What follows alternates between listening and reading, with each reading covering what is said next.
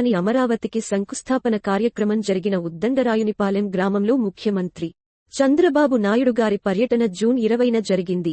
ఈ పర్యటనలో ఆయన రాజధాని శంకుస్థాపన ప్రాంతాన్ని సందర్శించి అక్కడ ఉన్న నేలపై మోకరిల్లి నమస్కారం చేశారు. చంద్రబాబు చేసిన ఈ కార్యాచరణను చాలామంది అత్యంత ప్రాముఖ్యంతో గమనించారు. ఈ సందర్భంగా సీఎం చంద్రబాబు నాయుడు రాజధాని ప్రాంతంలో జరుగుతున్న నిర్మాణాలను, అక్కడి అభివృద్ధి పనులను పరిశీలించారు. ఆయన అధికారుల, మంత్రుల మరియు న్యాయమూర్తుల నివాస సముదాయాలను కూడా పరిశీలించారు.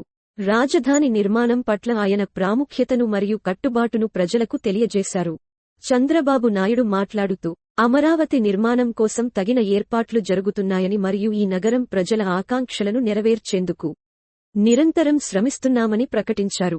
ఆయన అభిప్రాయం ప్రకారం ఆంధ్రప్రదేశ్ అభివృద్ధి కోసం అమరావతి ఒక కీలకమైన ప్రాంతం. ఈ పర్యటనలో చంద్రబాబు చేసిన నమస్కారం ప్రజలతో తన అనుబంధాన్ని, రాష్ట్ర అభివృద్ధి పట్ల తన అంకితభావాన్ని ప్రతిబింబిస్తుంది. ఈ సంఘటన అమరావతిని ఒక ప్రజా రాజధానిగా తీర్చిదిద్దేందుకు ఆయన కట్టుబాటును స్పష్టంగా తెలియజేసింది. ఈ సందర్భంగా అమరావతి నిర్మాణం పట్ల ప్రజలలో ఉత్సాహం పెరిగింది. ముఖ్యమంత్రిగా చంద్రబాబు నాయుడు ఈ నమస్కారం చేయడం ద్వారా అమరావతి ప్రజలకు మరియు అధికారులకు ఒక స్ఫూర్తిదాయక మార్గదర్శకం అందించారు. ఈ కార్యాచరణ పూర్తిగా ఒక చారిత్రక సంఘటనగా నిలిచింది. రాష్ట్ర ప్రజలందరికీ దీని ద్వారా ఒక కొత్త ఆశాకిరణం చేరింది.